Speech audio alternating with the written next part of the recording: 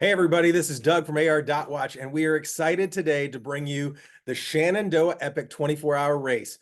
Racers have just now gotten their maps, and they are now looking at the things that I'm going to give you a sneak preview for so that you can see what the racers are going through right now. We're going to be providing live coverage all day. We're going to be doing interviews just like we've done for check-in, and hopefully we'll be out on course bringing you some of the cool scenes that you're going to see out there. But what I wanted to do first is kind of give you an idea of what you're going to be looking at. As you can see behind me, you can see the map. This was the map that was given to us prior to the race on CalTopo. So this is not the kind of map that you're going to see. But as soon as the map goes live on the Adventure Enablers live enabled tracking site, you'll be able to see all of these points. But I wanted to kind of give you a breakdown.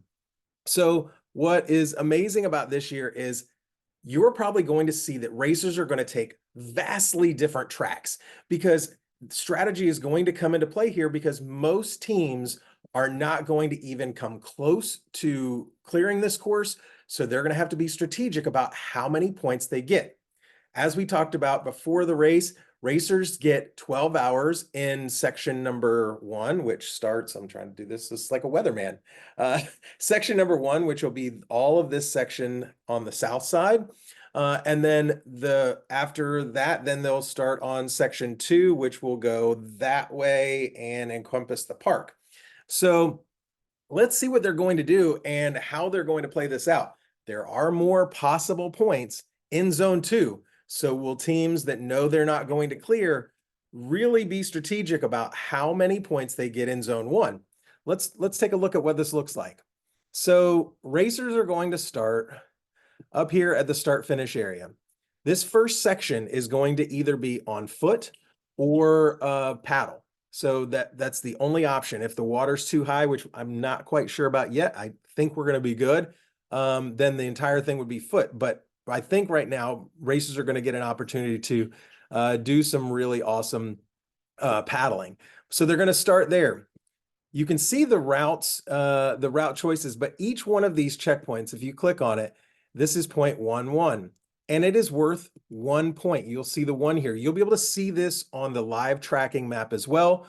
1, 2, 3. As you can see, this 3 point means you've got to go up this huge ridge, go down the ridge a bunch, and then come back up. And also you have to find that. What's also unique about this year's race is these checkpoints are not going to be on features like you're accustomed to for most adventure races. Most adventure races, you have to have a key feature that people can hone in on once they get in the area, whether it's a spur, a large tree, a boulder pile, things like that.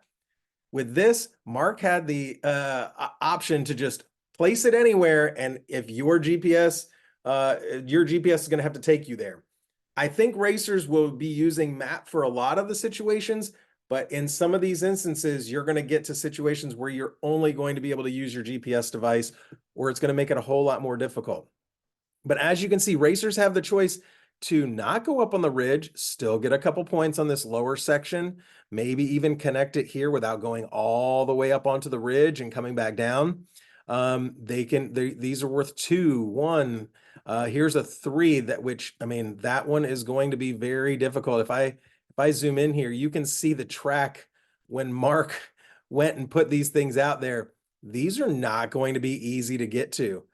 So racers are going to have to prioritize the point values that they go get and see if it's worth going to get that 3, or if they continue down here and get some of these 2s. Like this 2 is past the paddle put in. So they're going to come over here to the TA, and then they're going to have to go down this road and go down to the end. Now that's a pretty easy point for 2 points, but will teams want to make that trek all the way back out there after trekking for several hours and knowing that they still have several hours of paddling to get back to the finish? Now, that's zone 1. Teams have to be out of zone 1 or cannot collect any points after the 12-hour mark. So the lead teams or teams that might be clearing sections, I think their goal will be to get this last paddle point right here within like 11 hours and 59 minutes. That way they have a few more minutes to paddle over here to the start finish to get out and then continue on with the second section. Now, if you've done Shenandoah Epic in the past, you know that the park in here, there are going to be a lot of points. Now, there's 1, 2, 3, 4, 5, 6, 7, 8, 9, 10, 11, 12, 13, 14, 15, 16, 17. There's 18 possible points in this park. We're going to go out and do a preview of this area so you can see how fast you can ride through this. I think teams, if they want to prioritize that amount of points, they're going to get those points early because it'll probably take them roughly 3 hours if they're riding hard to get all of those points. Now, here's the question in zone 2, where this is going to separate the wheat from the chaff. Like when you go back over here, these points are not going to be easy. And when these things were set, they were set in sections, as you can see from the route maps. Like Mark did. Oh, sorry, I'm having a hard time keeping it zoomed. So I think they did this lower section right here, and then they did another section over here. And so teams are really going to have to prioritize because they still have to get back up and over. And if anybody watched Chip Dodd do the race over here last year, like he ended up going way on the other direction to avoid going over some of this really steep section at Shaw Gap. And it's going to be very interesting to watch, but I wanted to give you an idea of why you're going to see vastly different decisions from racers, because the point values are different. People are going to have different priorities on what they're doing, how many points they're going to go after. But I wanted to show you what you're going to see. So once the enabled tracking goes live, you'll be able to see all of these points, and you're going to see vastly different tracks. So we look forward to bringing you the rest of the race. Hope this was helpful and can't wait to see how things play out. Thank you, guys.